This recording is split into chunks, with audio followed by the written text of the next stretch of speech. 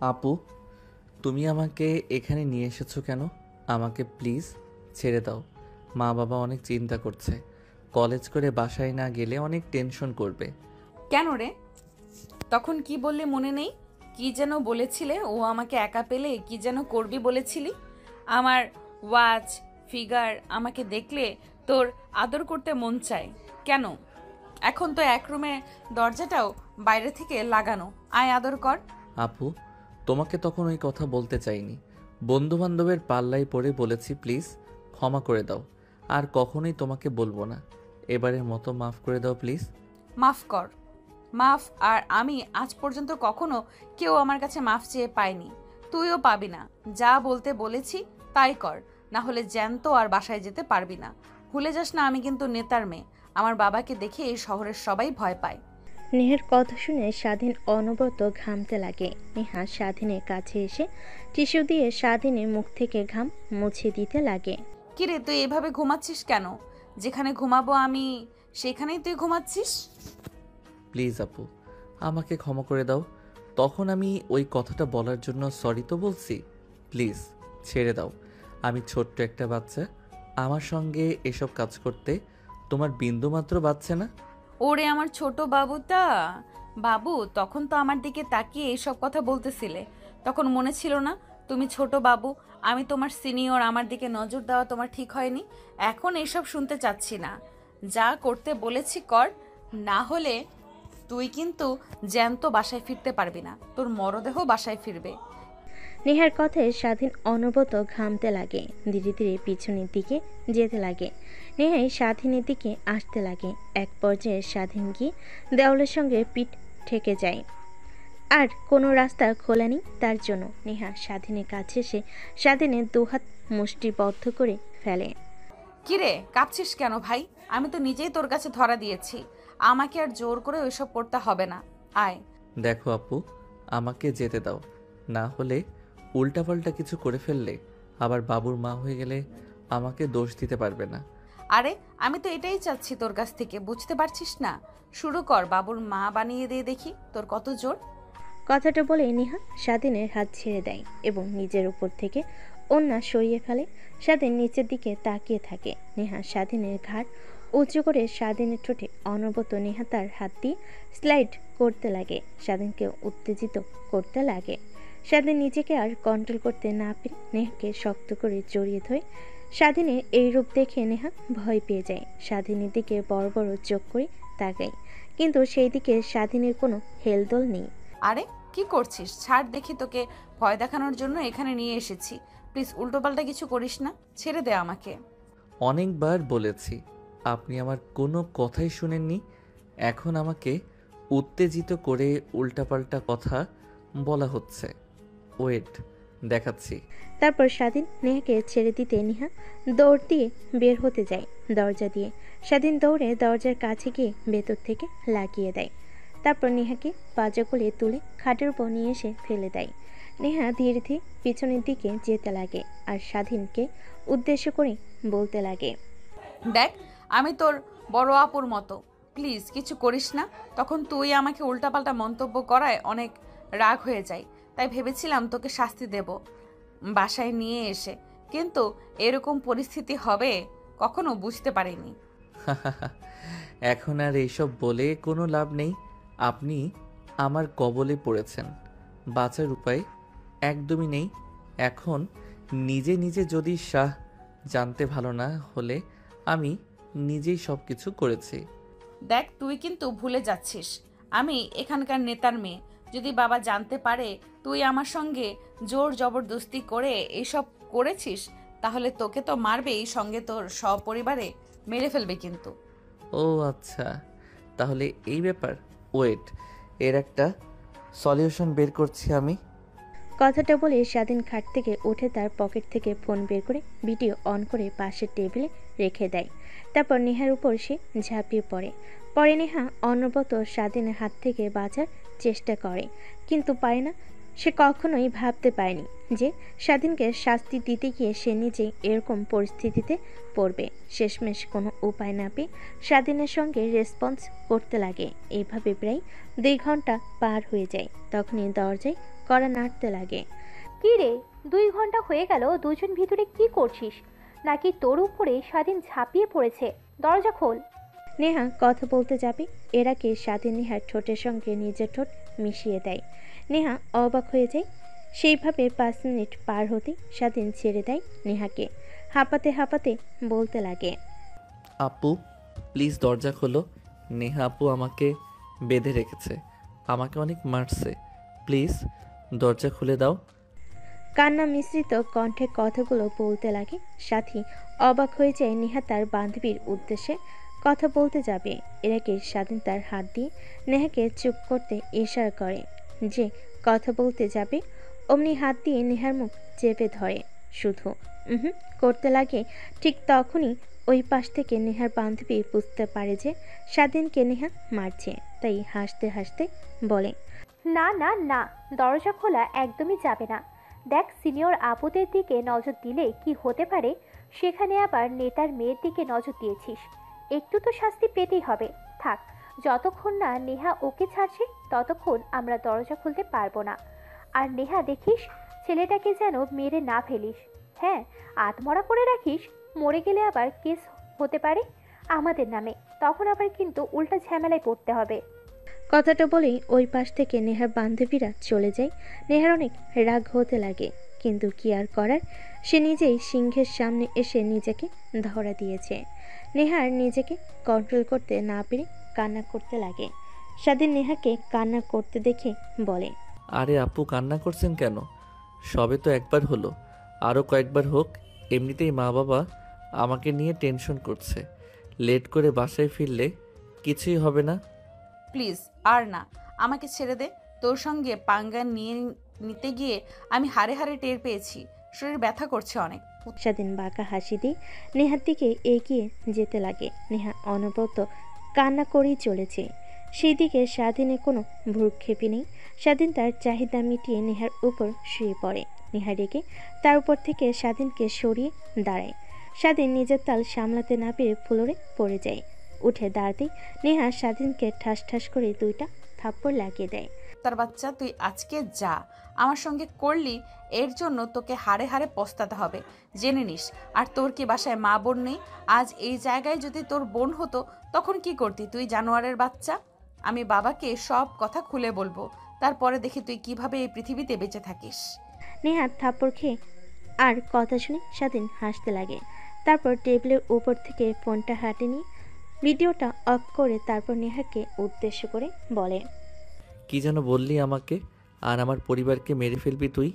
এই যে ভিডিও দেখছিস না, যদি আমার আর আমার পরিবারের কোনো ক্ষতি হয় তাহলে এই ভিডিওটা ইন্টারনেটে ছেড়ে দেব, তারপর দেখব তুই আর তোর বাবা এই সমাজে কিভাবে মুখ দেখাস।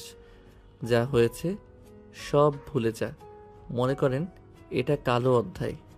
কথাটা বলতে বলতে স্বাধীন তার নিজের শার্ট প্যান্ট ফ্লোর থেকে নিয়ে পরিধান করে নেয়। অন্যদিকে নেহা বিছানার চাদর জড়িয়ে নিজের শরীরের সঙ্গে অঝরে কান্না করছে।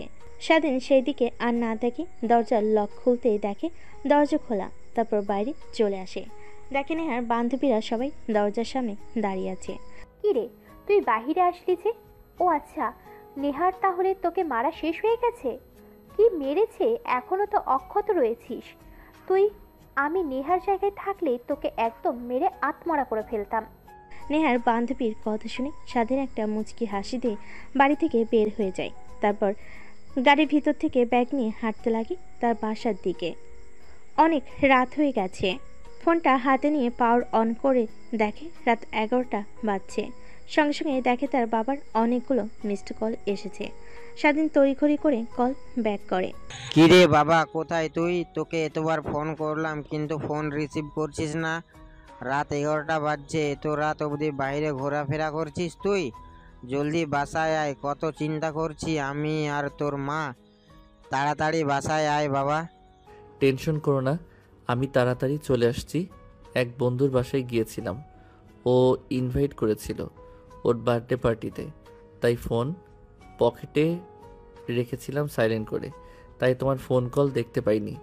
আমি রওনা দিয়েছি, একটু পরে বাসায় চলে আসব, টেনশন করো না। তারপর স্বাধীন ফোন রেখে দেয়। অন্যদিকে নেহার বান্ধবীরা স্বাধীনের বাঁকা হাসির কারণ বুঝতে পারল না। রুমের মধ্যে উকি মেরে দেখে নেহা বিছানার চাদর জড়িয়ে ধরে কান্না করছে। নেহার বান্ধবীরা যা বোঝার বুঝে ফেলে, দৌড়ে নেহার কাছে এসে বলে, তোকে আগেই বলেছিলাম ছেলেটা ভালো না, ওকে নিয়ে এসব করিস না।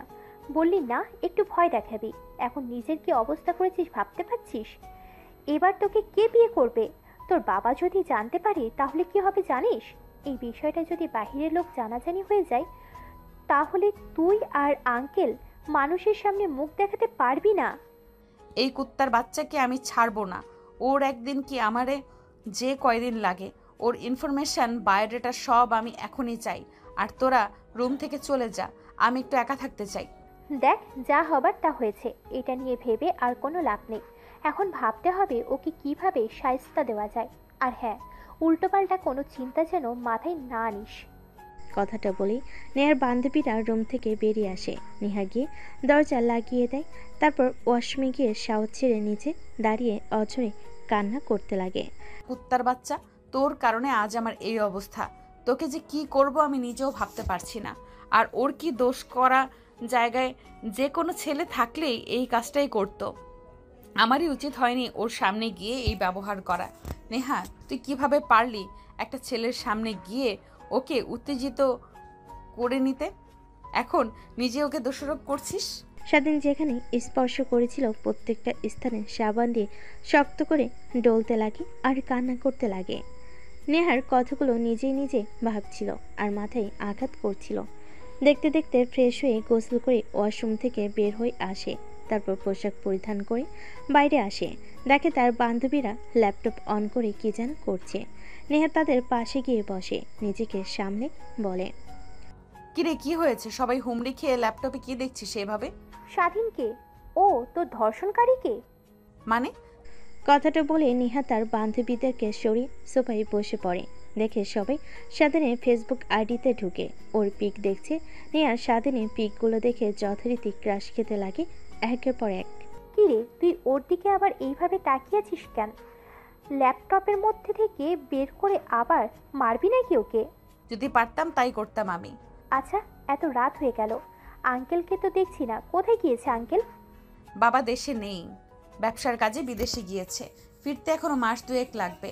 আর তোরা তোদের ফ্যামিলিকে ফোন করে বলে দিয়েছে যে আমার বাসায় আছিস। গ্রুপ স্টাডির কথা বল। তোকে আর বলতে হবে না, আমরা সেটা আগেই বলে দিয়েছি, কারণ জানি তোর পাশে গেলে আমাদের রাতে না রেখে আসতে দিবি না, তাই বলে দিয়েছি। তা এখন কি করবি? ওর অনেক ক্ষুধা পেয়েছে, কিছু খাবার আছে কি বাসায়? তারপর নেহা কাজের বুয়াকে খাবারগুলো গরম করে দিতে বলে। তারপর নেহা তার বান্ধবীদের সঙ্গে আড্ডা দিতে লাগে আর ভাবতে লাগে কিভাবে নেহা স্বাধীনকে সাহায্য করবে। অন্যদিকে স্বাধীন বাসে গিয়ে দরজায় কলিং বেল দিতে স্বাধীনের মা এসে দরজা খুলে দেয়। তারপর রুমের মধ্যে প্রবেশ করে সোফায় গিয়ে বসে স্বস্তির একটা নিঃশ্বাস ফেলে। পাশ থেকে স্বাধীনের মা বলে, 7 দিন হলো না এখানেই নতুন এসেছে, আর এর মধ্যেই বন্ধু বানিয়ে ফেলেছিস। আবার ওর বাসায় গিয়ে বার্থডে পার্টি করিস। একটাবার ফোন করে বলবি না যে বাসায় মা বাবা আছে, অনেক চিন্তা করছে তোকে নিয়ে? সরি মা, আসলে খেয়াল ছিল না আমার। আচ্ছা, খাবারের জন্য কিছু আছে আমার জন্য বেড়ে আমার রুমে নিয়ে আসো, ফ্রেশ হতে হবে। কথাটা বলেই স্বাধীন সোফা থেকে উঠে রুমে চলে যায়। ব্যাগটা খাটের উপর রেখে গামছার প্যান্ট শার্ট নিয়ে ওয়াশরুমে চলে যায়। তারপর ফ্রেশ হতে লাগে। ঠিক তখনই নেহার কথা ভাবতে লাগে। আসলে নেহার সঙ্গে কাজটা করা ঠিক হয়নি। কালকে কলেজে গিয়ে সরি বলতে হবে। আবার যদি উল্টাপাল্টা কিছু করে ফেলে তার ফ্যামিলির সঙ্গে কিংবা তার সঙ্গে, এসব ভাবছিল। তারপর গোসল করে ওয়াশরুম থেকে বের হয়ে এসে দেখে টেবিলের উপর ভাত রেখে গিয়েছে তার মা। তারপর খাওয়া দাওয়া করে খাটের উপর শুয়ে ঘুমানোর চেষ্টা করতে লাগে, কিন্তু তার দু চোখে কোনো ঘুম ধরা যায় না। বারবার নেহার কথা মনে আসতে লাগে। তারপর স্বাধীন ফোন বের করে ফেসবুকে গিয়ে নেহার নাম লিখতে আইডি চলে আসে। তার প্রোফাইলে ঢুকে একের পর এক ছবি স্ক্যান করতে লাগে। স্বাধীনে কেন জানি নেহার প্রতি অনেক মায়া কাজ করতে লাগে। তারপরে মেসেঞ্জারে গিয়ে আইডিতে হাই লিখে মেসেজ করে। অন্যদিকে নেহার বান্ধবীরা সবাই স্বাধীনের প্রোফাইল ভিজিট করে পিক দেখছিল। ঠিক তখনই মেসেজ দেখে সবাই অবাক হয়ে যায়। তারপর নেহার বান্ধবী গিয়ে মেসেজ ওপেন করে রিপ্লাই দিতে যাবে, এর আগে নেহা বলে, দেখ উল্টাপাল্টা একদম কিছু লিখবি না, ঠিক আছে? কি রে, দেখছি তোর স্বাধীনের প্রতি এত কেয়ারিং দেখাচ্ছিস কেন? কি হয়েছে? নাকি দুর্বল হয়ে গেলি? তুই ভালোবেসে ফেললি নাকি? দেখ কি বলছিস? ভালোবাসা, তাও আবার ওর মতো ছোট লোকের বাচ্চাকে? কখনোই না। বাবা একবার দেশে আসুক, তারপর দেখ ওর অস্তিত্ব খুঁজে পাস কিনা তোরা। সে অপেক্ষাতেই রইলাম, দেখি তুমি কি করো। আবার যেন মন মতোই ক্ষতি না পাল্টাই তোর। নেহার অনেক রাগ হতে লাগে তার বান্ধবীদের কথা বলার ধরন দেখে, কিন্তু কিছুতেই বুঝতে দেয় না। তারপর ল্যাপটপটা বন্ধ করে ঘুমোতে যেতে বলে সবাইকে। তারপর সবাই একসঙ্গে ঘুমিয়ে পড়ে। মেসেজের অপেক্ষা করতে লাগে, কোনো তো রিপ্লাই না পেয়ে সে মনমরা হয়ে ঘুমিয়ে পড়ে। পরের দিন সকালবেলা স্বাধীন ঘুম থেকে উঠে ফ্রেশ হয়ে খাবার দাবার খেয়ে কলেজের উদ্দেশ্যে বেরিয়ে পড়ে। বাসার বাহিরে সে রিক্সার জন্য অপেক্ষা করতে লাগে, কিন্তু রিক্সা পায় না। ঠিক তখনই সামনে দিয়ে নেহা তার প্রাইভেট কার নিয়ে যাচ্ছিল। পাশে স্বাধীনকে দেখে রীতিমতো অবাক হয়ে যায়, কিন্তু গাড়ি দাঁড় না করিয়ে সোজা চলে যেতে লাগে। একটু পর স্বাধীন রিক্সা পেয়ে যায়, তারপর রিক্সা করে কলেজে চলে আসে। রিক্সার ভাড়া মিটিয়ে কলেজে প্রবেশ করতে দেখে নেহার বান্ধবীরা যেখানে বসে আড্ডা দিত সবাই ওইখানে বসে আছে। স্বাধীন যেতে নিলে তখনই পাশ থেকে একটা ছেলে বলতে লাগে, ওই এদিকে আয় শোন। স্বাধীন বাধ্য ছেলের মতো ছেলেটার কাছে গিয়ে দাঁড়ায়। তারপর ছেলেটা স্বাধীনকে পর্যবেক্ষণ করে বলে, এই কলেজে কি নতুন? তোকে তো এর আগে কখনো দেখিনি। হ্যাঁ ভাই, নতুন বাবা। এই শহরে নতুন পোস্টিং হয়ে এসেছে, সেই সুবাদে আজ আগের এই শহরে ছিলাম। সেই শহর থেকে আমরা সপরিবারে চলে এসেছি, তারপরে এই কলেজে ভর্তি হয়েছি। ও আচ্ছা, তা ভালো। কিন্তু একটা কথা মাথায় রাখবি, আমরা এই কলেজের বড় ভাই। যখন আমাদের সামনে দিয়ে যাবি মাথা নিচু করে আর সালাম দিয়ে যাবি, ঠিক আছে? হ্যাঁ, বুঝতে পারছি। তাহলে এখন একটা কাজ কর, ওই যে দেখছিস মেয়েগুলো, ওর মধ্যে যে একটা মেয়ে টি শার্ট পরে আছে, শার্টের বোতাম খোলা, ওই মেয়ের কাছে গিয়ে তুই প্রপোজ করবি আর বলবি তোমার সঙ্গে রুম ডেট করতে চাই। ছেলেটার দেখানো ইশারা অনুযায়ী স্বাধীন সেই দিকে যেতে লাগে। দেখেন নেহার পাশে বেশ কিছু মেয়ে বসে থেকে আড্ডা দিচ্ছেন। কিরে, তাকে কি ভাবছিস? যা গিয়ে প্রপোজ করবি, আর আমি যেটা বললাম সেটা বলবি, ঠিক আছে? তা না হলে তোকে বড় ভাইদের কথা না মানার কারণে কলেজে পোলাপানদের দিয়ে অনেক মারাবো বলে দিলাম। স্বাধীন বুঝতে পারে ভাইদের কথা না শুনলে তাকে অনেক মার খেতে হবে, তাই ছেলেটার দেখানো মেয়েদের অনুযায়ী স্বাধীন এগিয়ে যায়। তারপর সেখানে থাকা মেয়েটার কাছে গিয়ে হাঁটু গেড়ে হাতে একটা ফুল নিয়ে মেয়েটার দিকে তাকিয়ে ছেলেটার বলা কথাগুলো বলতে লাগে। সেখানে প্রত্যেকটা মেয়ে অনেক রেগে যায়। নেহার বান্ধবীরা কথাটা শুনে অনেক অবাক হয়। তারপর মেয়েটা স্বাধীনের গলা চেপে ধরে ঠাস ঠাস করে থাপ্পড় মেরে বলতে লাগে, ফকিন্নির বাচ্চা, তুই আমাকে চিনিস? আমি কে? তোর সাহস কি করে হয় আমাকে এই সকল কথাবার্তা বলতে? কি বলি? আমার সঙ্গে রুম ডেট করবি? ফকিন্নির বাচ্চা, সাহস কত? তুই আর জানিস আমি কে? আমার বাবার এই কলেজের প্রিন্সিপাল। যদি বলি তোকে ঘাড় ধাক্কা দিয়ে এই কলেজ থেকে বের করে দেবে, আর আমার কাছে এসে উল্টোপাল্টা কথা বলিস তুই? স্বাধীন আগে থেকে বুঝতে পারছিল যে তার সঙ্গে এরকম কিছু হবে। ঠিক তখনই সেই ছেলেগুলো সেখানে হাজির হয়। ধীরে ধীরে পুরো কলেজে থাকা স্টুডেন্টগুলো তাদের দিকে তাকিয়ে থাকে।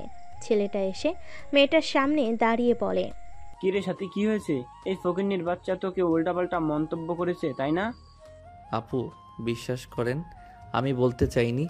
এই ভাইয়াটা আমাকে বলতে বলেছে আপনাকে কথাগুলো, না হলে আমাকে নাকি কলেজের পোলাপানদেরকে দিয়ে মাইর খাওয়াবে। তাই আমি ভয় পেয়ে আপনাকে এই কথাগুলো বলেছি। প্লিজ ক্ষমা করে দাও আমাকে। কি? আমি আমি সাথীকে এইসব কথা বলতে বলেছি? হ্যাঁ, কুত্তার বাচ্চা, আমার নিজের দোষ করে আবার আমার নামে চাপিয়ে দিচ্ছিস? তোর খবর আছে। এই তোরা দেখছিস কি? মার শালাকে।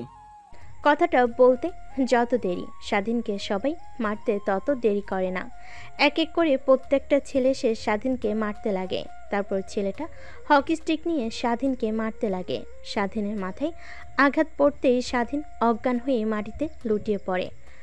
পাশ থেকে চিৎকার দিয়ে নেহার বান্ধবীরা নেহাকে জড়িয়ে ধরে বলে, উচিত শিক্ষা পেয়েছে কুত্তার বাচ্চা, ওকে এই শাস্তি দেওয়াই উচিত ছিল। সবাইকে আজে বাজে মন্তব্য করা, তোকে করেছে কাল, আজ প্রিন্সিপাল স্যারের মেয়েকে উচিত শিক্ষা পেয়েছে। এই তোরা ওকে আরো মার। স্বাধীন অজ্ঞান হয়ে যাওয়ার শেষ অবধি নেহার দিকে করুণ দৃষ্টিতে তাকিয়ে থাকে। তাকে বাঁচানোর শেষ অবলম্বন ইচ্ছা নেহার কেন জানি অনেক খারাপ লাগতে লাগে, কিন্তু কি আর করবে। সে এখন যদি স্বাধীনকে সাহায্য করে তাহলে তার বান্ধবীরা উল্টাপাল্টা কথা বলবে। মারতে মারতে স্বাধীনের নাক মুখ দিয়ে রক্ত বের হতে লাগে। প্রিন্সিপাল স্যার ম্যাডাম এসে সকলকে সরে যেতে বলে স্বাধীনের এই করুণ দশা দেখে সবাই ভয় পেয়ে যায়। ছেলেটাকে এমনভাবে মেরেছে যে হাত পা দিয়ে রক্ত বের হচ্ছে। নেহার কেন জানি অনেক খারাপ লাগে। আর কোনো কিছুর তোয়াক্কা না করে নেহা আর আরেকটা ছেলে স্বাধীনকে ধরাধরি করে গাড়িতে করে নিয়ে স্টার্ট দিয়ে হসপিটালের দিকে যেতে লাগে। নেহার বান্ধবীরা সবাই অবাক হয়ে যায় নেহার কাণ্ড দেখে। তারপর তারা নিজেদের মধ্যে কানাঘুষা করতে লাগে। কি রে, এর আবার কি হলো? স্বাধীনকে দেখে এরকম রিয়াক্ট করলো কেন? আরও শাস্তি পেয়েছে, ওর তো খুশি হওয়ার কথা। উল্টো নেহা ওকে নিয়ে হসপিটালে গেল। নিশ্চয়ই এর মধ্যে কোনো না কোনো কিছু আছে। নেহা স্বাধীনকে বোধহয় ভালোবেসে ফেলেছে। অন্যদিকে নেহার বান্ধবীকে নিয়ে হসপিটালে চলে আসে ডাক্তার। স্বাধীনের করুণ দশা দেখে আইসিইউতে ভর্তি করে পাশে থাকা ছেলেটা বলতে লাগে, আপু, ওরে হাল হলো কি করে, আর এইভাবে মারলো কে? তারপর নেহা সব কথা খুলে বলে। পাশে থাকা স্বাধীনের বন্ধু মাথায় হাত দিয়ে চেয়ারে বসে পড়ে। নেহ বসে পড়ে। তারপর স্বাধীনের বন্ধু নেহাকে বলতে লাগে, আপু, বিশ্বাস করবেন কিনা তা জানি না, আমি স্বাধীনের সঙ্গে সে ছোট্টবেলা থেকে বন্ধুত্ব, কখনো কোনো মেয়ের দিকে বাজে দৃষ্টিতে তাকাই নাই। সবসময় প্রত্যেকটা মেয়েকে সম্মান করেছে। আমি শিওর দিয়ে বলতে পারবো যে স্বাধীন কারোর চাপে পড়ে এই কথাটা বলেছে। ও ওই রকম ছেলেই না যে সকলের সামনে গিয়ে প্রপোজ করবে, তাও আবার বাজে কথা বলে। তারপর নেহা স্বাধীনের বন্ধুর সঙ্গে টুকটাক কথা বলছিল। ঠিক তখনই সেখানে আবির্ভাব ঘটে ডাক্তারের। কিছু ফর্মালিটি পূরণ করতে বলে, কিন্তু এখানে স্বাধীনে কেউ নেই। তাই নেহা বউ পরিচয় দিয়ে ফর্মালিটিগুলো পূরণ করে। পাশে থাকা স্বাধীনের বন্ধু অবাক হয়ে যায়। তারপর স্বাধীনের অপারেশন স্টার্ট হয়। প্রায় 1 ঘন্টা পর ডাক্তার বের হয়ে আসে। স্বাধীনের বন্ধু এগিয়ে গিয়ে বলে, আঙ্কেল, এখন কেমন অবস্থা আমার বন্ধুর? হ্যাঁ, এখন বিপদমুক্ত, কিন্তু ছেলেটাকে কে বা কারা এভাবে মেরেছে? আর একটু মারলেই তো একদম মরে যেত। মাথার অনেকটা জায়গা কেটে গেছে, হাত পা কেটে রক্ত বের হচ্ছে। রক্ত দরকার হবে। এই পজিটিভ, আমাদের ব্লাড ব্যাংকে রক্ত নেই। তুমি রক্ত জোগাড় করো। কথাটা বলার জন্যই আমি বের হয়ে এসেছি। ইমিডিয়েটলি দরকার। কিন্তু আঙ্কেল। স্বাধীনের বন্ধুর সম্পূর্ণ কথা না শুনে ডাক্তার চলে যায়। গোমরা মুখ নিয়ে নেহার কাছে আসতেই নেহা বলে, কি ব্যাপার, কি হয়েছে? স্বাধীনের এইভাবে গোমরা মুখ করে আছো, ডাক্তার কি বললো তোমাকে? আপুর রক্ত দরকার, এ পজিটিভ গ্রুপের, কিন্তু আমার তো বি পজিটিভ রক্ত, বা কারোর দেওয়া সেটাও জানে না, আর ব্লাড ব্যাংকের রক্ত নেই। ও আচ্ছা, এই ব্যাপার। আমার এ পজিটিভ রক্ত আমি দিব। তারপর নেহা স্বাধীনকে রক্ত দিতে চলে যায়। ডাক্তার টেস্ট করে নেহার শরীর থেকে 2 ব্যাগ রক্ত নিয়ে নেয়। তারপর নেহা স্বাধীনের বন্ধুকে বাই জানিয়ে হসপিটাল থেকে চলে যায় সোজা কলেজে। নেহার বান্ধবীরা নেহাকে দেখে দৌড়ে এগিয়ে এসে বলে, কিরে, তুই কলেজে এসেছিস ভেবেছিলাম, তো আবার হারিয়ে গেছিস বুঝি? ওকে নিয়ে বুঝলাম না, ওকে মেরেছে তোর খুশি হওয়ার কথা। তোর সঙ্গে ওই অনেক বাজে কাজ করেছে, আর তুই ওকে নিয়ে হাসপাতালে ভর্তি করতে চলে গেলি। হ্যাঁ, ছেলেটা আমার সঙ্গে অনেক বাজে কাজ করেছে, এটাই ঠিক। কিন্তু আমি তো আমার চোখের সামনে এই ছেলেটাকে তরপাতে মরে যাবে এটা দেখতে পারবো না। ওই জায়গাতে যদি স্বাধীন না হয়ে অন্য কোনো ছেলে থাকতো তাহলে আমি একই কাজ করতাম। কথাটা বলে নেহা ডলতে লাগে। তারপর অজ্ঞান হয়ে মাটিতে পড়ে যাবে। এর আগে নেহার বান্ধবীরা ধরে ফেলল। তারপর কলেজের হসপিটালে নিয়ে যায়। ডাক্তার নেহাকে দেখে বলে, মেয়েটার শরীর অনেক দুর্বল, তারপর আবার রক্ত দিয়েছে, এই কারণে অজ্ঞান হয়ে গিয়েছে। তোমরা একটা কাজ করো, ওকে বাসায় নিয়ে গিয়ে ভালো খাবার খাওয়ালে আগের মতো হয়ে যাবে, টেনশন করো না। ডাক্তার কিছু ওষুধ লিখে দেয়। তারপর নেহার বান্ধবীরা নেহাকে নিয়ে বাসায় চলে আসে। এভাবে কেটে যায় বেশ কিছুদিন। 1 মাস পর স্বাধীন অনেকটা সুস্থ হয়ে যায়। স্বাধীনের বাবা মা তাকে আর এই কলেজে লেখাপড়া করাবে না এইটা বলে স্বাধীন না করে দেয়। সে ওই কলেজে ছাড়া অন্য কোনো কলেজে পড়বে না। এই কয়েকদিন নেহা স্বাধীনকে একটু দেখার চেষ্টা করে না, অনেক জানতে ইচ্ছে করে স্বাধীনের পরিস্থিতির কথা। স্বাধীনের বন্ধুকেও কলেজে আসতে দেখে না নেহা। কলেজ শেষ হলে বাসায় চলে যায় নেহা। তারপর দেখতে দেখতে রাত হয়ে যায়। নেহার অনেক মনে পড়তে লাগে স্বাধীনের কথা, কেন যেন অনেক মায়া কাজ করে স্বাধীনের প্রতি। তারপর নেহার মনে পড়ে যায় স্বাধীনের দেওয়া মেসেজের কথা। তারপর মেসেঞ্জারে গিয়ে স্বাধীনকে গিয়ে মেসেজ দেয়। অন্যদিকে স্বাধীন ফেসবুক স্ক্রলিং করছিল। হঠাৎ নেহার মেসেজ দেখে অবাক হয়ে যায়, সিন করে রিপ্লাই দেয়। একটু পর নেহা ফোন করে। স্বাধীন রিসিভ করে কাঁপা কাঁপা গলে বলে, হ্যালো, আসসালামু আলাইকুম। ওয়ালাইকুম আসসালাম। তা তোর অবস্থা এখন কেমন? আলহামদুলিল্লাহ অনেক ভালো। মেরে ফেলতে তো চেয়েছিলেন, কিন্তু দেখেন মরে যায়নি। অনেক সুন্দর চাল চেলেছিলেন, কিন্তু কেউ বুঝতেই পারিনি আপনি কাজ করেছেন। টেনশন করেন না, আপনার ভিডিও কখনোই আমি ইন্টারনেটে দেব না। শুধুমাত্র আপনাকে ভয় দেখানোর জন্য কথাটা বলেছি।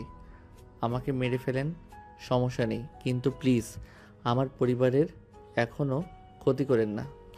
কি বলছিস তুই? আমি চাল চেলেছি মানে? বিশ্বাস কর, তোকে মারার পিছে আমার কোনো হাতই নেই, বিশ্বাস কর।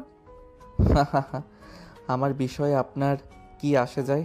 আপনি যদি বলেন আমি আর ওই কলেজে যাব না, অবশ্য মা বাবা আর ওই কলেজে পড়াবে না বলেছে আমাকে। এখনও যদি আপনার রাগ না কমে তাহলে আমাকে বলেন, আমি যাব। আপনি যত খুশি আমাকে মারবেন, আমি কিছুই বলবো না কাউকে। দেখ, তোকে মারের পিছে আমার কোনো হাত নেই তোকে বলছি, তারপরও বিশ্বাস করছিস না কেন? ভয় পেয়ে না, আমি তখন আসলে ভিডিও করিনি, এমনিতেই ফোন ওইখানে রেখে গিয়েছিলাম। বাদ দিন, আল্লাহ হাফেজ, ভালো থাকবেন। ফোনের ওই পাশ থেকে নেহা অনবরত হ্যালো হ্যালো বলে চলেছে, কিন্তু স্বাধীন ফোন রেখে দেয়। তারপর নেহার অ্যাকাউন্টটা ব্লক করে দেয়। এইভাবে চলে যায় বেশ কিছুদিন। স্বাধীন অন্য আরেকটি কলেজে ভর্তি হয়েছে। নেহা ক্লাস করছিল, ঠিক তখনই জানালার বাইরে দিয়ে তাকিয়ে দেখে স্বাধীনের বন্ধু। নেহা ক্লাস থেকে বের হয়ে স্বাধীনের বন্ধুর কাছে গিয়ে দাঁড়ায়। হাঁপাতে হাঁপাতে বলতে লাগে, কিরে স্বাধীনের কি হয়েছে? কলেজে দেখছি না ওকে, প্রায় 2 মাস হলো। ও আপু, আপনি তো স্বাধীনকে হাসপাতালে রেখে এসে যে চলে আসলেন আর দেখতে গেলেন না। ও এই কলেজে পড়বে না, ও অন্য আরেক কলেজে ভর্তি হয়েছে। আমিও আর পড়বো না, স্বাধীন যে কলেজে ভর্তি হয়েছে সেখানে ভর্তি হব। এই কলেজ থেকে টিসি নেওয়ার জন্য এসেছিলাম। আমি যাচ্ছি, আল্লাহ হাফেজ আপু। স্বাধীনের বন্ধু কথাটা বলে নেহার আর কোনো কথা না শুনে কলেজ থেকে বের হয়ে যায়। নেহা ভাবতে লাগে, জিজ্ঞেস করব কোন কলেজে ভর্তি হয়েছে, কিন্তু বলতেই পারলাম না। ছেলেটা আমাকে অনেক ভুল ভাবছে। তারপর নেহা গোমরা মুখ করে ক্লাসরুমে চলে যায়। এক এক করে সব ক্লাস করে বাসায় চলে আসে। মন খারাপ করে টিভি দেখছিল, ঠিক তখনই নেহার বাপ এসে নেহার পাশে বসে বলে, মারে তোর কি হয়েছে? আমি বিদেশ থেকে আসার পর দেখছি তুই কেমন যেন হয়ে গেছিস, একদম কথা বলছিস না, সবসময় চুপচাপ থাকছিস। আমার মেয়ে পুরো বাসা মাথায় করে বেড়াতো, সেই মেয়ে চুপচাপ হয়ে গেছে। কি হয়েছে মা, বল আমাকে। কই বাবা, কিছুই তো হয়নি, এমনি। দেখ মা, তোর মা মারা যাওয়ার পর দ্বিতীয়বার আমি বিয়ে করিনি। সৎ মায়ের সাথে তোর সঙ্গে কেমন আচরণ করবে এর জন্য। আর তুই এমন মনমর হয়ে বসে থাকলে বল আমার কি ভালো লাগে? কি হয়েছে বল, তোকে কোনো ছেলে ডিস্টার্ব করছে? না বাবা, তোমাকে এই শহরের সবাই চেনে, আর তোমার মেয়েকে ডিস্টার্ব করবে এমন সাহস কারো আছে নাকি? এমনিতেই ভালো লাগছে না আমার, তাই বসে আছি, এর থেকে বেশি কিছু না। চলো খাবার খেয়ে নেই, অনেক রাত হয়ে গেছে, তোমার জন্য অপেক্ষা করছিলাম। কই মা, সবে তো মাত্র 9টা বাজে, একটু পর খাবার খাই। আগে না তুই আর আমি রাতভর বসে মুভি দেখতাম, কিন্তু এখন এরকম হয়ে গেছিস কেন? কি হয়েছে বল প্লিজ।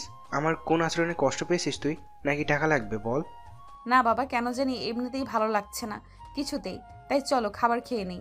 তারপর নেহার জোড়াজুড়িতে নেহার বাবা চলে যায় খাবার টেবিলে। তারপর খাওয়া দাওয়া শেষ করে নেহা প্লেটে হাত ধুয়ে চলে যায় নিজের রুমে। নেহার বাবার অনেক খারাপ লাগে, তার মেয়ে হাসি খুশি সবসময় থাকতো, এমন মনমরা হয়ে গেছে কি জন্য। তাই নেহার বাবা তার এক বডিগার্ডকে ডাক দিয়ে নেহার সম্পর্কে সব খুঁটিনাটি বের করতে বলে, কেন এমন মনমরা হয়ে রয়েছে। অন্যদিকে স্বাধীন নতুন কলেজে গিয়ে অনেক বন্ধু বান্ধবী হয়। তার সকলের সঙ্গে আনন্দে আনন্দে ক্লাস করতে লাগে। আগের মতো দুষ্টামি করে না, মনোযোগ দিয়ে ক্লাস করে। বাসায় আসে। এমনই একদিন স্বাধীন তার বাসার বাহিরে দাঁড়িয়ে রিক্সার জন্য অপেক্ষা করছিল। ঠিক তখনই নেহা সামনে দিয়ে যায়। স্বাধীনকে দাঁড়িয়ে থাকতে দেখে নেহা স্বাধীনের কাছে সে গাড়ি দাঁড় করিয়ে গ্লাস নামিয়ে বলে, আয় গাড়িতে উঠে বস। স্বাধীন মাথা নিচু করে গাড়ির মধ্যে নেহাকে দেখে অন্যদিকে তাকিয়ে থাকে। নেহার অনেক রাগ হতে লাগে, কিন্তু মিষ্টি সুরে স্বাধীনকে কি আবার ডাকে। দেখ, আমি এখানে সিন ক্রিয়েট করতে চাচ্ছি না, প্লিজ গাড়িতে উঠে বস। তোর সঙ্গে কিছু কথা বলার আছে আমার, একটু বোঝার চেষ্টা কর। বিশ্বাস কর, কথাটা বলেই আর তোকে কোনো বিরক্ত করব না। আমি চিরতরে তোর লাইফ থেকে সরে যাব। তারপর স্বাধীন নেহার কথা শুনে গাড়িতে উঠে বসে। সামনের সিটে বসতে নেহা গাড়ি স্টার্ট দিয়ে একটা পার্কে চলে যায়। স্বাধীন বলতে লাগে, আপু, আমাকে এইখানে নিয়ে আসলেন কেন? কলেজে যেতে হবে আমাকে। একদিন ক্লাস না করলে কিছুই হবে না, কিন্তু তোকে এই কথাগুলো না বলতে পারলে বিশ্বাস কর অনেক খারাপ লাগছে আমার। তারপর নেহা আর স্বাধীন পার্কের ভিতরে গিয়ে একটা বেঞ্চিতে গিয়ে বসে পড়ে। দুজনের মধ্যে অনেকটা দূরত্ব। এই দূরত্ব থেকেও মনের দূরত্ব অনেক। ঠিক তখনই নেহা স্বাধীনের কাছে গিয়ে স্বাধীনের 2 হাত চেপে ধরে বলতে লাগে, দেখ, আমি জানি তুই আমাকে অনেক বাজে আর খারাপ মেয়ে হিসেবে চিনিস, কিন্তু বিশ্বাস কর আমি মোটেও অমন না। আর তুই ভাবছিস কলেজে যে তোকে মেরেছে ওর মধ্যে মেন ভিলেন হচ্ছে আমি, কিন্তু বিশ্বাস কর আমি কিছুই করিনি। ইভেন আমার তো তোর প্রতি কোনো ক্ষোভ নেই, কারণ আমি বুঝতে পেরেছি যে দোষটা আমারই ছিল। তোর জায়গায় ওখানে যে কোনো ছেলে থাকলে আমার সঙ্গে একই কাজ করতো। ও আচ্ছা, এই কথা তো এই কথা তা আগে বলবেন না? আমি কোনো কিছুই মনে করিনি, যা হবার তা হয়ে গেছে। আর একটা কথা, প্লিজ আমাকে ক্ষমা করে দিন ওই দিনের জন্য। আসলে নিজের ছিলাম না, আপনার সঙ্গে হুট করে ওইসব হয়ে গিয়েছে, ক্ষমা করে দিয়েন। আর হ্যাঁ, যদি পারেন তো অবশ্যই এইসব পোশাক না পরে বাঙালি মেয়েদের মতো 3 পিস আর পায়জামা পরবেন, এতে আপনাকে অনেক ভালো লাগবে। দেখ, সত্যি করে বলছি, তোকে আমি ভালোবেসে ফেলেছি, অনেক অনেক ভালোবাসি, নিজের জীবনের থেকেও বেশি। তুই যদি কিভাবে আর কেন তোকে ভালোবেসে ফেলেছি সেটা আমি নিজেও জানি না। নেহার কথা শুনে স্বাধীন হাসতে লাগে। নেহা স্বাধীনের হাসির দিকে অপলক দৃষ্টিতে তাকিয়ে থাকে। একটু পর স্বাধীন হাসি থামিয়ে দিয়ে বলে, ও রিয়েলি? কোটিপতি বাবার একমাত্র মেয়ে, সরি নেতার একমাত্র মেয়ে আমার প্রেমে পড়েছেন? এটা আবার নতুন প্ল্যান বুঝি আমাকে মারার জন্য? আর মারতে হবে না। হ্যাঁ, আমি ভুল করেছি, আপনার কাছ থেকে ক্ষমা চাচ্ছি। তা যদি না মানেন, আমাকে যদি বলেন পুরো বাজারের সামনে আপনার পা জড়িয়ে ধরে মাপ চাইতে, সেটাও পারবো, কিন্তু এই আজে বাজে কথা বলবেন না আর আমাকে। নেহার কেন জানি অনেক রাগ হতে লাগে। রেখে স্বাধীনকে শক্ত করে জড়িয়ে ধরে। স্বাধীন অবাক হয়ে যায়, নিমিষে যেন পুতুলের রূপান্তর হয়। স্বাধীন নেহাকে ধাক্কা দিয়ে সরিয়ে দিয়ে বলে, ধ্যাত, বাজে একটা মেয়ে। আপনার মতো মেয়েকে কখনোই ভালোবাসা যায় না। নিজে ঠিক নেই, বাবার ঠিক নেই। স্বাধীনের বলা কথাগুলো শুনে নেহার অনেক রাগ উঠে যায়। নিজের রাগকে আর কন্ট্রোল করতে না পেরে স্বাধীনের গালে ঠাস ঠাস করে থাপ্পড় লাগিয়ে দিয়ে নিজের চোখগুলো হাত দিয়ে মুছে বলে, আমারই ভুল হয়েছে। তোর মতো একটা ছেলেকে ভালোবেসেছি যে কিনা মেয়ে দেখলেই হুমড়ি খেয়ে পড়ে, দেহের লালসা, আর আমাকে তুই বলছিস আমি বাজে মেয়ে? দেখ, ভালো হয়ে যা, চাই না তোর কারণে আর কোনো মেয়ের জীবনটা নষ্ট হোক। কথাটা বলে নেহা চলে আসতে যাবে। ঠিক তখনই মাথা ঘুরে পড়ে যেতে লাগে। স্বাধীন গিয়ে ধরে ফেলে। নেহা স্বাধীনকে ধাক্কা দিয়ে দূরে সরিয়ে দিয়ে বলে, একদম তুই আমাকে টাচ করবি না, আমি বাজে মেয়ে, তাই না? স্বাধীনের কেন জানি নেহার বলা কথাগুলো তীরের মতো এসে মুখে বাঁধে। তারপর নেহাকে ছেড়ে দেয় না। স্বাধীন নেহাকে বেঞ্চের উপর বসিয়ে দেয়। তারপর দোকান থেকে পানির বোতল নিয়ে এসে নেহার দিকে এগিয়ে দেয়। নেহা পানির বোতল নিয়ে ঢক ঢক করে পানি খেতে লাগে। স্বাধীন এতক্ষণে নেহার দিকে ভালোভাবে তাকিয়ে দেখে। এখন তাকিয়ে দেখে নেহা আগের থেকে অনেকটা চেঞ্জ হয়ে গিয়েছে। চোখের নিচে কালি, বোধহয় অনেক রাত জাগে। দু চোখ লাল মনে হয়, অনেক কান্না করে। আমি ঠিক আছি, আর তুই চলে যেতে পারবি একা, নাকি আমি তোকে কলেজে নামিয়ে দিয়ে আসবো? আমি একাই যেতে পারবো, আর নিজের দিকে খেয়াল রাখবেন। কথাটা বলে স্বাধীন পার্ক থেকে বের হয়ে রিক্সা নিয়ে কলেজে আর না গিয়ে বাসে চলে আসে। দরজায় কলিং বেল দিতেই স্বাধীনের মা এসে দরজা খুলে দেয়। স্বাধীনের দিকে ড্যাপ ট্যাপ করে তাকিয়ে থাকে। কিরে বাবা, কি হয়েছে? আজ এত তাড়াতাড়ি বাসায় চলে আসলে যে? কেন জানি আজকে কলেজ করতে একদমই ভালো লাগছিল না। বাবা, কি হয়েছে তোর? তোকে দেখছি দিন দিন কেমন জানি চেঞ্জ হয়ে যাচ্ছিস। আগের মতো হাসি খুশি নেই, সবসময় গোমরা মুখ করে থাকিস। বল, কি হয়েছে আমাদের? তাই বাসায় চলে এসেছি। আরে মা, কিছুই হয়নি, শুধু শুধু তোমরা আমাকে নিয়ে চিন্তা করছো। ভালো লাগছে না, রুমে গিয়ে একটা ঘুম দিলে ঠিক হয়ে যাব। তারপর স্বাধীন রুমে গিয়ে ফ্রেশ হয়ে পোশাক পরিবর্তন করে খাটের উপর শুয়ে ঘুমানোর চেষ্টা করে। উপরের দিকে ফ্যান ঘুরছিল, সেই দিকে তাকে অতীতে ঝাঁপ দেয়। দোস্ত, কখনো ভাবতেই পারিনি আবার আমাদের দুজনে এভাবে মিল হবে। শুধু শুধু তোর বাবা গিয়েছে দিনের জন্য, সিলেট গিয়েছিল। 2 বছর আমাদের মধ্যে দূরত্ব বেড়ে গিয়েছিল, দেখ আবার ঠিক হয়ে গিয়েছে। এক কলেজে আবার নতুন করে অধিপত্য শুরু হবে আমাদের। হ্যাঁ, ঠিক বলেছিস। আচ্ছা চল, এখানে আর না দাঁড়িয়ে থেকে কলেজের ভিতরে প্রবেশ করি। দাঁড়িয়ে দাঁড়িয়ে সিনিয়র মেয়েদের দেখি। মেয়েদের আমার অনেক ভালো লাগে। আপনারা হয়তো শুনলে অবাক হবেন, রাইটারেরও সিনিয়র মেয়ে অনেক পছন্দ। আচ্ছা চল, কিন্তু তুই আগের থেকে একদম চেঞ্জ হয়ে গিয়েছিস জানিস। তারপর স্বাধীন আর তার বন্ধু ভিতরে প্রবেশ করে কলেজে একটা গাছের নিচে গিয়ে দাঁড়িয়ে সিনিয়র মেয়েদের দিকে দেখতে লাগে আর আজে বাজে কথা বলতে লাগে স্বাধীন। ঠিক তখনই সামনে দিয়ে নেহা আর নেহার বান্ধবীরা যায়। নেহার দিকে তাকিয়ে বলতে লাগে, এর জন্যই সিনিয়র মেয়েদের ভালো লাগে আমার। দেখ কি ফিগার, একদম হট। যদি একবার কাছে পাইতাম তাহলে বাচ্চার মা বানিয়ে দিতাম। স্বাধীনের বলা কথা নেহার কানে গিয়ে পৌঁছায়। পেছনের দিকে তাকাতে স্বাধীন ভয় পেয়ে সেখান থেকে দূরে সোজা ক্লাসরুমে চলে যায়। নেহা গিয়ে প্রত্যেকটা ক্লাসরুম খুঁজে দেখতে লাগে। এক পর্যায়ে স্বাধীনের ক্লাসরুমে চলে আসে। তারপর স্বাধীনকে নিয়ে নেহার বান্ধবীরা জোর জবরদস্তি করে গাড়িতে তুলে নেহার বাসায় নিয়ে যায়। বাকিটা তো আপনারা জানেনই। স্বাধীনের ভাবান্তরের সে তো ঘটে ফোনের শব্দ শুনে ফোনটা হাতে এনে দেখে তার বন্ধু ফোন করেছে। কিরে, আজকে কলেজ আসলি না যে? আর পর্দাকে দেখলাম নেহাপুর সঙ্গে বসে আছি। স্বাধীন কথা শুনে অনেকটা ভয় পেয়ে যায়, আমতা আমতা করে বলে। স্বাধীন তার বন্ধুকে উল্টাপাল্টা বুঝিয়ে দেয়, তারপর ফোন রেখে ঘুমিয়ে পড়ে। পরদিন সকালবেলা ঘুম থেকে উঠে স্বাধীন তৈরি হয়ে ফ্রেশ হয়ে কলেজে চলে যায়। স্বাধীনের বন্ধু স্বাধীনের জন্যই অপেক্ষা করছিল।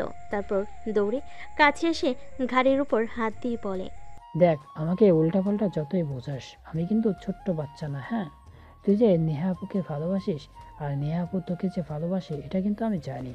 দেখ কি বলছিস তুই, উল্টাপাল্টা কথা? আমি উল্টাপাল্টা কথা বলছি তাই না? তোকে কলেজের সামনে সবাই মারধর করলো, সবাই দাঁড়িয়ে দাঁড়িয়ে শুধু দেখলো। নেহাপু এসে তোকে ধরে হাসপাতালে ভর্তি করিয়ে নিয়ে যায়। আবার তোর রক্তর দরকার, নেহাপু রক্ত দেয়। নেহাপুকে দেখে বুঝতেই পারিনি তোকে নিয়ে অনেক চিন্তিত সে। একটা মেয়ে কখনোই আর একটা ছেলেকে নিয়ে এতটা সিরিয়াস হয় না যতটা কিনা নেহাপুকে দেখেছি। তখনই বুঝতে পেরেছি তোদের মধ্যে কোনো চক্কর আছে। তখনই শিওর হয়ে আবার যখন নেহাপু আমার কাছে দৌড়ে এসে তোর খোঁজ দিতে লাগে। আচ্ছা, তোদের মধ্যে কি কিছু হয়েছে? তোর এই অভ্যাসটা যাবে না একদমই। বেশি বেশি বোঝার আরে কিছু নেই। উনি আমার সিনিয়র। আসলে আসলে আসলে আসলে আর বলতে হবে না। ঠিক তখনই ক্লাসের স্যার চলে আসে। তারপর স্বাধীন আর তার বন্ধু মনোযোগ দিয়ে ক্লাস করতে লাগে। স্বাধীন আনমনে ভাবতে লাগে, তাহলে নেহা যা বলেছে ঠিকই বলেছে। আসলে ওই কথাগুলো আমাকে ইচ্ছে করে মেরেছে, তার ওর মধ্যে কোনো হাত নেই। আর সেদিন যেভাবে বলল আমাকে নিয়ে অনেক সিরিয়াস মনে হয়। নেহা আসলেই আমাকে অনেক ভালোবেসে ফেলেছে। আমার উচিত হয়নি তাকে এতটা অবহেলা করার। দেখা হলে ক্ষমা চেয়ে নিব, কিন্তু আমি কেন নেহাপুকে মনের কথা বলতে গিয়েও বলতে পারলাম না যে আমিও আপনাকে অনেক ভালোবাসি। স্বাধীনের বন্ধু স্বাধীনকে ভাবতে দেখে গায়ে হাত দেয়। স্বাধীনের ভাবনার সেদ ঘটে। তারপর স্বাধীন মনোযোগ দিয়ে ক্লাস করতে লাগে। দেখতে দেখতে ক্লাস শেষ হয়ে যায়। কলেজ ছুটি হলে স্বাধীন সোজা বাসে চলে আসে। রুমে গিয়ে দরজা আটকে ওয়াশরুমে চলে যায়। শাওয়ার ছেড়ে নেহাকে নিয়ে ভাবতে লাগে। আমার উচিত ছিল তার কথাগুলো ভাবা। নেহা আমাকে এতটা ভালোবাসে আর আমি প্রতিনিয়ত অবহেলা করে দিয়েছি। আমাকে নিয়ে ভাবতে ভাবতে নিজের কি বেহাল দশা করে ফেলেছে। চোখের নিচ দিয়ে কালি পড়ে গিয়েছে। কথাগুলো ভাবতে ভাবতে স্বাধীন গোসল করে বাইরে চলে আসে। তারপর ফোন হাতে নিয়ে নেহাকে ব্লক ছাড়িয়ে মেসেজ করতে লাগে। দেখে নেহা তাকে ব্লক করে রেখেছে। অনেক রাগ হতে লাগে। নিজের রাগের কারণে আজ এই দশা। তাই রেগে ফোনটা ফুলরে আসা মারে। ঠিক তখনই স্বাধীন মা হাতে খাবারের প্লেট নিয়ে স্বাধীনের রুমে প্রবেশ করে। ফোন আসা দিতে দেখে স্বাধীন মা স্বাধীনের পাশে বসে মাথায় হাত বুলিয়ে দিতে দিতে বলে, দেখ বাবা, জানি না তোর কি হয়েছে, কিন্তু একটা কথা মনে রাখবি যে কখনো হাল ছাড়বি না, আর কখনো এমন কিছু করবি না যার জন্য সারা জীবন পস্তাতে হয়। কথাটা বলে স্বাধীনের মা রুম থেকে চলে যায়। স্বাধীন খাবার খেয়ে হাত ধুয়ে খাটের উপর শুয়ে থেকে ঘুমানোর চেষ্টা করে। অন্যদিকে নেহা তার বাবার সঙ্গে খাবার টেবিলে বসে খাবার খাচ্ছিল। ঠিক তখনই বমি বমি ফিল হয়। দৌড়ে খাবার টেবিল থেকে উঠে বেসিনে চলে যায়। তারপর বমি করতে লাগে। নেহার বাবা মেয়ের এই হাল দেখে দৌড়ে নেহার কাছে আসে। তারপর মাথায় হাত বুলিয়ে দিয়ে বলতে লাগে, মা তোর কি হয়েছে হঠাৎ এভাবে বমি করছিস? বাবা জানি না, কিন্তু বেশ কিছুদিন হলো খাবারের পর অনেক বমি হয়। আমার মাথা ঘুরে পড়ে যেতে নেই, সব সময় চোখ আধার দেয়, কিছুই বুঝতে পারছি না বাবা। কথাটা বলেই নেহা অজ্ঞান হয়ে পড়ে যেতে নেই। এখানে তার বাবা ধরে ফেলে। বাসার কাজের লোকরা এসে নেহাকে ধরাধরি করে তার রুমে নিয়ে যায়। নেহার বাবা চিন্তা করতে লাগে মেয়ের এই বেহাল দশা দেখে। তারপর তার ডাক্তার বন্ধুকে ফোন করে বাসে আসার জন্য বলে। একটু পর ডাক্তার বাসে চলে আসে। নেহাকে ভালোভাবে পর্যবেক্ষণ করে অনেক চিন্তিত হয়ে রুম থেকে বের হয়ে আসে। নেহার বাবা ডাক্তারকে চিন্তিত দেখে বলতে লাগে, কি রে, কি হয়েছে? সবকিছু ঠিক আছে তো? আমার মেয়ে সুস্থ আছে তো? হ্যাঁ ঠিক আছে, কিন্তু নেহা মামনিকে দেখে যতটুকু বুঝতে পারলাম নেহা মামনি প্রেগনেন্ট, আর এর কারণেই খাবার খাওয়ার পর বমি করছে। আর প্রেগন্যান্সি অবস্থায় চিন্তা করলে এরকম হাল হয়। মাঝে মাঝে অজ্ঞান হয়ে পড়া, চোখ আধার দেওয়া চিন্তা করিস না। আর মেয়েকে কখন বিয়ে দিলি কিছুই তো জানতে পারলাম না। কি বলছিস তুই? তোর কিছু একটা ভুল হচ্ছে। নেহার তো বিয়েই হয়নি, তাহলে পেটে বাচ্চা কি করে আসবে? নেহার বাবার কথা শুনে ডাক্তার ভুরকুচকে নেহার বাবার দিকে তাকিয়ে বলে, দেখ, আজ পর্যন্ত আমার রিপোর্ট কখনো ভুল হয়নি। আর নেহা মামনিকে দেখে আমি এটাই বুঝতে পারছি আজকালকার মেয়েদের যে কি হয়। আর কালকে তুই একবার হসপিটালে নিয়ে আসিস, আমি ভালোভাবে পরীক্ষা করে দেখতে চাই। কথাটা বলেই ডাক্তার চলে যায়। নেহার বাবা চিন্তিত হয়ে সোফায় গিয়ে বসে পড়ে। কি বলল ডাক্তার? নেহা প্রেগনেন্ট মানে? এসব ভাবতে লাগে আর অনেক রাগ হতে লাগে। যদি বাইরে সবাই জানতে পারে নেহা প্রেগনেন্ট, তাহলে লোক সমাজে আর মুখ দেখাতে পারবে না। এসবই ভাবতে লাগে। নেহার জ্ঞান ফিরে আসার অপেক্ষা করতে লাগে। ঠিক তখনই নেহার বাবার মনে পড়ে নেহার বান্ধবীদের কথা। নেহা সত্যি কথা না বললেও নেহার বান্ধবীরা তাকে ঠিক সত্য কথা বলবে। তাই পকেট থেকে ফোন বের করে নেহার বান্ধবীকে ফোন করে বাসায় আসতে বলে। একটু পরে নেহার সকল বান্ধবীরা বাসে আসে। বসার রুম দিয়ে নেহার রুমের দিকে যাচ্ছিল। ঠিক তখনই নেহার বাবা ডাক দেয়। সবাই গিয়ে বসে পড়ে। তারপর নেহার বাবা বলতে লাগে, দেখো মা, তোমরা আমার মেয়ের মতোই। প্লিজ তোমরা আমার কাছে কেউ মিথ্যা কথা বলবে না। না আঙ্কেল, বলুন নির্দ্বিধায়, আপনাকে যা সত্যি তাই বলবো। নেহার বাবা স্বস্তির একটা নিঃশ্বাস ফেলে গম্ভীর কণ্ঠে বলতে লাগে, নেহা প্রেগনেন্ট। কি? নেহা প্রেগনেন্ট মানে? হ্যাঁ, নেহা প্রেগনেন্ট। আজ খাবার টেবিলে আমার সঙ্গে বসে খাবার খাচ্ছিল। ঠিক তখনই দৌড়ে খাবার টেবিল থেকে উঠে বেসরে গিয়ে বমি করতে লাগে। আমার সঙ্গে কথা বলতে বলতে অজ্ঞান হয়ে পড়ে। তারপর বাসার কাছের লোকদের নিয়ে রুমে নিয়ে যাই, ডাক্তারকে ফোন করে আসার জন্য বলি। ডাক্তার ভালোভাবে দেখে বলে নেহা প্রেগনেন্ট। প্লিজ মা, তোমরা আমার কাছ থেকে কিছু লুকিও না, যা সত্যি তা বলো নির্দ্বিধায়।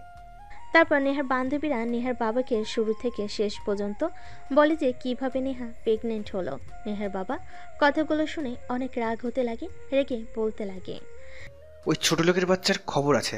আমার মেয়ের দিকে তাকানো ওই কুত্তার বাচ্চার আর ওর পরিবারকে একদম ধুলোয় মিশিয়ে দিব আমি। প্লিজ আঙ্কেল, উত্তেজিত হবেন না। দেখুন, ওইখানে স্বাধীনের কোনো দোষ নেই, সব দোষ নেহার। নেহা জোর করে কলেজ থেকে স্বাধীনকে উঠিয়ে বাড়িতে নিয়ে আসে। তারপর ভয় দেখাতে লাগে, কিন্তু স্বাধীনকে ভয় দেখাতে গিয়ে নিজেই এই অবস্থা হবে নেহা কখনো ভাবতেও পারেনি। নেহার বাবাকে নেহার বান্ধবীরা ভালোভাবে বোঝাতে লাগে। নেহার বাবা বুঝতে পারে যে স্বাধীন ছেলেটার কোনো দোষ নেই, সব দোষ নেহার। তাই নেহার বান্ধবীদেরকে প্রশ্ন করে, আচ্ছা, তুমি কি ওই ছেলেটার বাসার অ্যাড্রেস জানো? না আঙ্কেল, জানি না। প্লাস বেশ কিছুদিন ধরে স্বাধীনকে কলেজে দেখতে পাচ্ছি না। কলেজে মারামারি হয়েছিল সকল ছেলেদের, স্বাধীনকে অনেক মেরে এরপর থেকে কলেজে আসে না। হয়তোবা অন্য কোনো কলেজে ভর্তি হয়েছে কিংবা শহর ছেড়ে চলে গিয়েছে, দেখছি না। শুধু এইটুকুই জানি, নাম স্বাধীন। এইটুকু হলেই চলবে। আর তোমরা কেউ জানো নেহাকে বলো না যে ও প্রেগনেন্ট। ফিরলে ওর সঙ্গে সবাই হাসি মুখে কথা বলবে, ওকে যেন কিছু বুঝতে দিও না। ঠিক আছে আঙ্কেল। তারপর নেহার বাবা সেখান থেকে বের হয়ে যায়। বডিগার্ডকে সারাদিনে ইনফরমেশন বের করতে বলেন। কোন দিক দিয়ে নেহার বান্ধবীরা সবাই নেহার রুমে চলে যায়। দেখে নেহা খাটের উপর শুয়ে আছে। রুমের মধ্যে কারোর উপস্থিতিতে টের পেয়ে নেহা তাকায়, দেখে তার বান্ধবীরা। তারপর আদর্শ হয়ে নেহা তার বান্ধবীদের সঙ্গে কথা বলতে লাগে। কে তোরা? তাও আবার সবাই একসাথে? আরে না, কিছুই হয়নি। আঙ্কেল ফোন করেছিল, বলল তুই অজ্ঞান হয়ে গেছিস হঠাৎ করে, তাই এসেছি তোকে দেখার জন্য। তা কি হয়েছে তোর? কিছু হয়নি, তোরা এসেছিস ভালো হয়েছে, অনেকদিন পর আড্ডা দিতে পারবো। রাখ সেই সকল কথা। আঙ্কেল বলল তুই ঠিক মতো খাওয়া দাওয়া করিস না, সবসময় চিন্তিত হয়ে থাকিস, আগের মতো চঞ্চল নোস। কি হয়েছে তোর, আমাদেরকে খুলে বল। তাহলে শোন, আমি স্বাধীনকে অনেক ভালোবেসে ফেলেছি। স্বাধীনকে বোঝাতে পারছি যে কতটা ভালোবাসি। ওকে যতবার গিয়েছি ততবার অবহেলা করে, আর প্রত্যেকবার আমাকে ভুল বুঝে গিয়েছে। আমি নাকি ছেলেদের নিয়ে ওকে মেরেছি। কলেজে বারবার শুধু একটা কথাই বলে চলেছে। আমি অনেকবার বোঝানোর চেষ্টা করেছি, কিন্তু আমার কথা একদমই বোঝার চেষ্টা করছে না। কি করব এখন কিছুই মাথায় আসছে না। ও আচ্ছা, তাহলে এই ব্যাপার। আপনি আপনার রাজাকে নিয়ে টেনশন করে নিজের এই হাল করে ফেলেছেন। একবার আয়নার দিকে তাকা, নিজের কি হাল করেছিস। চোখে নিচ দিয়ে কালি, ঠিক মতো ঘুমাস না, ঠিক মতো খাওয়া দাওয়া না করে শরীরের কি হাল করেছিস।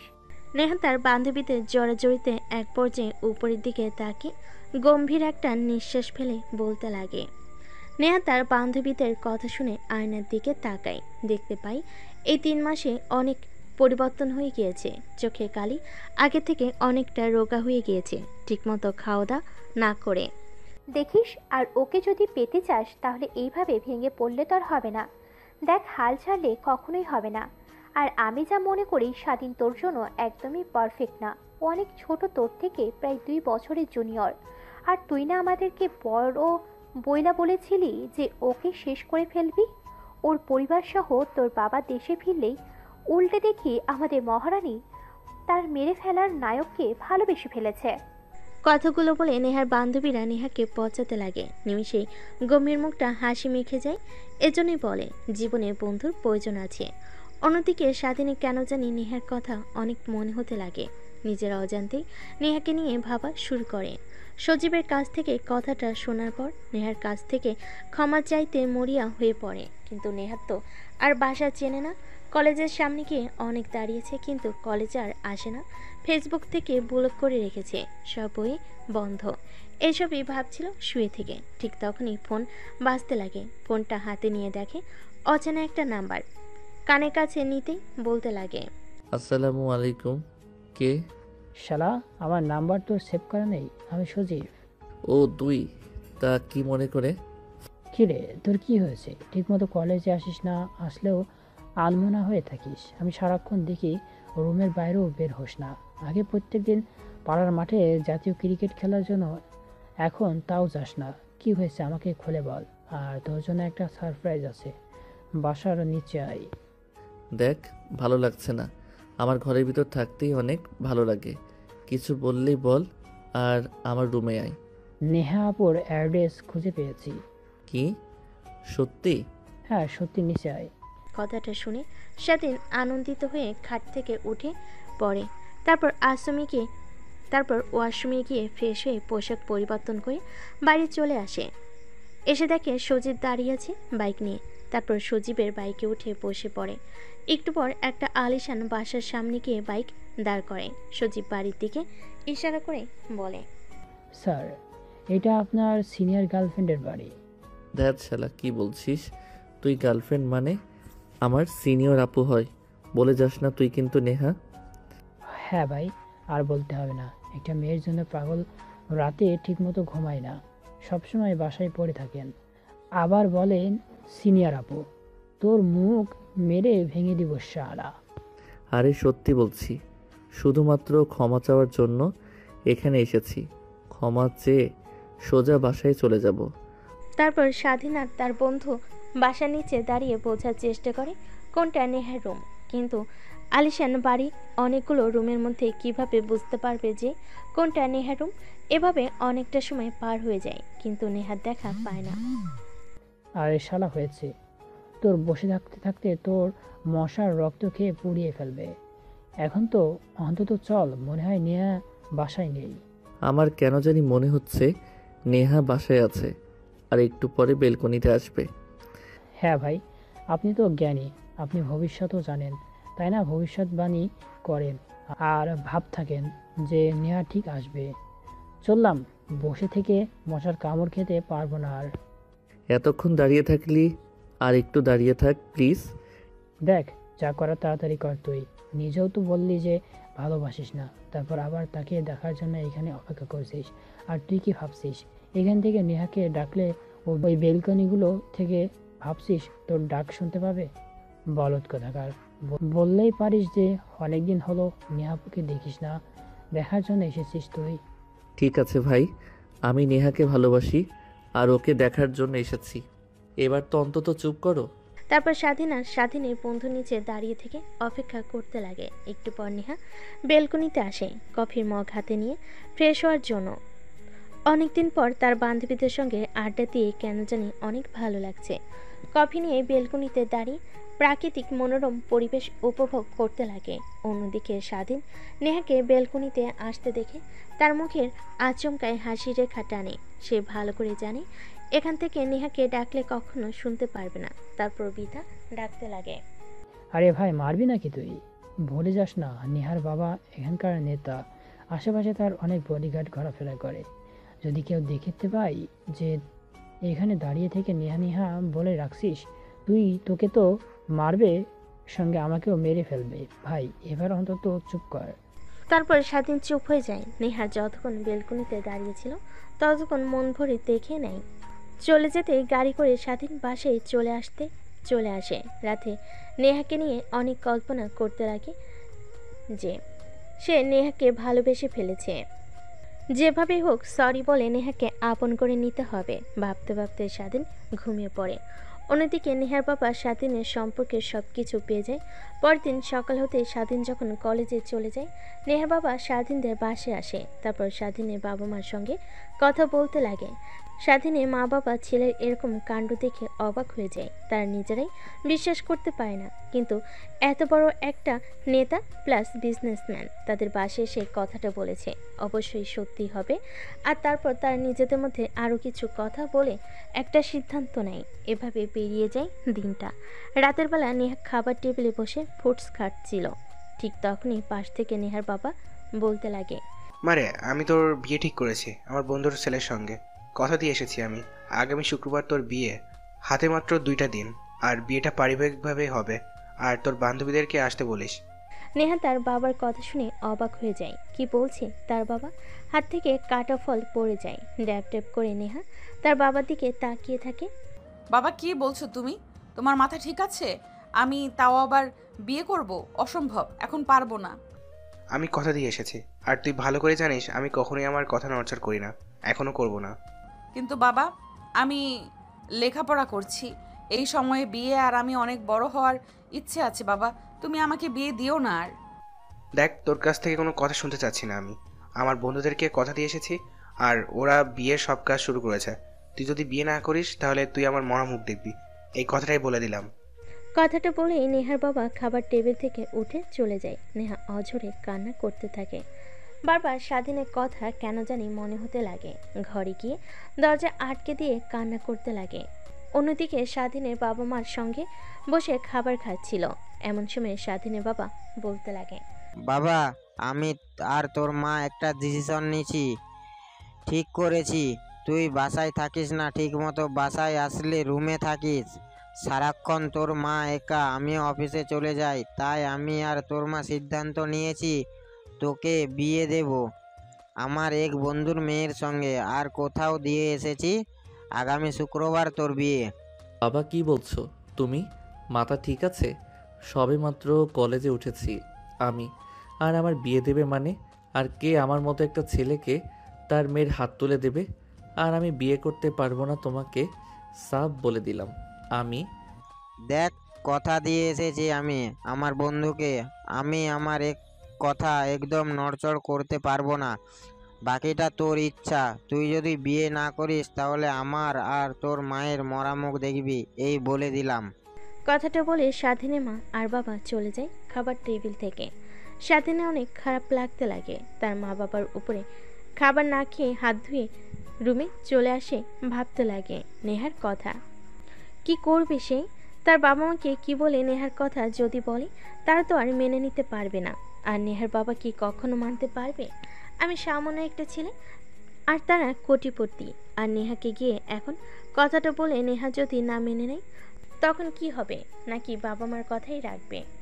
এইসবই ভাবতে লাগে স্বাধীন। দোটানার মধ্যে পড়ে যায়। কি করবে কিছুই বুঝতে পারে না। পরদিন সকালবেলা নেহা ঘুম থেকে উঠে কেন জানি নেহার মনে হয় যে তার মধ্যে আরও একটি প্রাণ জন্ম নিচ্ছে। তারপরে একটা কাজের মেয়েকে ডাক দিয়ে নিয়ে আসে নেহা। তার হাতে কিছু টাকা দিয়ে প্রেগনেন্সি কিট কিনে নিয়ে আসতে বলে। এটা দেখে কাজের মেয়ে নেহার দিকে ড্যাব ড্যাব করে তাকিয়ে থাকে। কি ব্যাপার আপা, আপনি এটা দিয়ে কি করবেন? দরকার আছে, আর এই নে কিছু টাকা। চুপ, কাউকে কিছু বলবি না। আর যদি কাউকে কিছু বলিস তাহলে তোকে এই বাড়ি থেকে বের করে দেবো কাছ থেকে। ঠিক আছে আপামনি, কাউকে বলবো না। তারপর কাজের মেয়েটা বাড়ি থেকে বের হয়ে যায়। ফার্মেসি থেকে প্রেগনেন্সি কিট কিনে নিয়ে আসে। তারপর নেহা প্রেগনেন্সি টেস্ট করতে অবাক হয়ে যায়। ফ্লোরে বসে অযোধ্যারে কান্না করতে লাগে। এখন কি হবে? বাবাকে গিয়ে কথাটা বললে বাবা তো আমাকে মেরে ফেলবে। কি করবে এখন? কথাটা ভাবতেছিল আর কান্না করতেছিল। নেহার বাবা খাবার টেবিলে এসে নেহাকে দেখতে পান না। তারপর কাজের মেয়েকে ডাক দিয়ে বলে, নিহামা কি এখনো ঘুম থেকে ওঠেনি? এত বেলা হয়ে গেছে, যা তো ওকে ডেকে নিয়ে আয়। স্যার, নেহা আপামনি তো অনেক সকালেই উঠেছে, দরজা লাগিয়ে রেখেছে। অনেক ডাকাডাকি করছি কিন্তু খুলছে না। কি, দরজা খুলছে না? আর তুই আমাকে এখন বলছিস? কথাটা বলে নেহার বাবা দৌড়ে নেহার রুমের সামনে চলে যায়। তারপর দরজায় নক করতে লাগে, কিন্তু দরজা খুলে না। নেহার বাবা অনেক ডাকাডাকি করতে লাগে। নেহা নিজেকে সামলে নেয়। ওয়াশরুম গিয়ে মুখ ধুয়ে দরজা খুলে দেয়। নেহার বাবা রুমে প্রবেশ করে নেহাকে জড়িয়ে ধরে কান্না করতে লাগে। মারে প্লিজ, আমাকে তুই ভুল বুঝিস না। আমি যা করছি তোর ভালোর জন্যই করছি। বাবা, তোমাকে একটা কথা বলার আছে আমার। হ্যাঁ মা, বল। তারপর নেহার বাবা সোফায় বসে পড়ে। নেহা তার বাবার পায়ের কাছে বসে পা জড়িয়ে ধরে কান্না করতে করতে বলে, বাবা, একজনকে আমি অনেক ভালোবাসি, আর তুমি হয়তো জানলে অবাক হবে যে তার সন্তান আমার পেটে। কথাটা বলে নেহা চুপ হয়ে যায়, কারণ সে জানে তার বাবা এখন তাকে অনেক বকাবকি করবে। কিন্তু তার বাবার কোনো রেসপন্স না দেখে মুখ তুলে তাকায়। বাবা, আমি তাকে ছাড়া বাঁচবো না। প্লিজ তুমি তোমার বন্ধুর সঙ্গে বিয়ে দিও না আমাকে। নেহার কথা শুনে নেহার বাবা হা হা করে হাসতে লাগে। নেহা তার বাবার হাসি দেখে অবাক হয়ে যায়। কি ব্যাপার, তুমি হাসছো কেন বাবা? আচ্ছা, ছেলেটার নাম কি স্বাধীন? হ্যাঁ, বাট তুমি জানো কি করে? আজ পর্যন্ত তুই আমার কাছ থেকে যা চেয়েছিস তাই পেয়েছিস।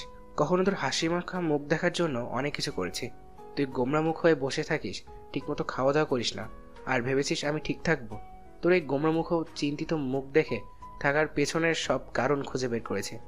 আর পাগলি মেয়ে একটা, আমি তো স্বাধীনের সঙ্গে বিয়ে ঠিক করেছি। কিন্তু তুমি যে বললে তোমার বন্ধুর ছেলে। আরে ওটা তো তোকে এমনি বলেছি।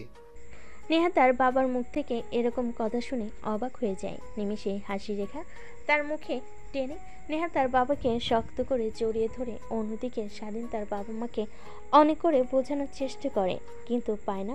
নেহাকে নিয়েও ভাবতে লাগে। বুঝতে পারে নেহা তার কপালে নেই, তাই সে বিয়েতে রাজি হয়ে যায়। দেখতে দেখতে বিয়ে হয়ে যায়। বাসর ঘরে দরজার সামনে স্বাধীন অপেক্ষা করতে লাগে। পিছন থেকে স্বাধীনের বন্ধু এসে স্বাধীনকে ধাক্কা দিয়ে রুমের মধ্যে ঢুকিয়ে দিয়ে দরজা আটকে দিয়ে বাইরে থেকে বলে, শালা, ভাবিকে দেখে একদম অবাক হয়ে যাবি। আর সকালের আগে দরজা খুলছে না, যতই চিৎকার করিস না কেন তুই। কথাটা বলে স্বাধীনের বন্ধু চলে যায়। স্বাধীন গুটিসুটি পায়ে সামনের দিকে এগিয়ে যেতে লাগে। নেহা এসে স্বাধীনের পাশ হয়ে সালাম করে। স্বাধীন নেহার কাছ থেকে অনেকখানি দূরে দাঁড়িয়ে বলতে লাগে, দেখুন, এই বিয়েতে আমার কোনো মত নেই। মা বাবা আমাকে জোর করে বিয়ে দিয়েছে আপনার সঙ্গে। প্লিজ আমার কাছ থেকে কখনো স্বামীর অধিকার আশা করবেন না। আর হ্যাঁ, আমি অন্য আরেকজনকে ভালোবাসি। কথাটা শুনে নেহা রেগে যায়। ঘুমটা সরিয়ে স্বাধীনের দিকে তাকায়। স্বাধীন মাথা উঁচু করে নেহাকে দেখতে পেয়ে অনেকটা অবাক হয়ে যায়। নেহা দৌড়ে স্বাধীনের কাছে আসে, গলা চেপে ধরে বলতে লাগে, কুত্তার বাচ্চা, আর কয়টা মেয়ের জীবন নিয়ে খেলা করবি তুই? হ্যাঁ নেহা আপু তুমি?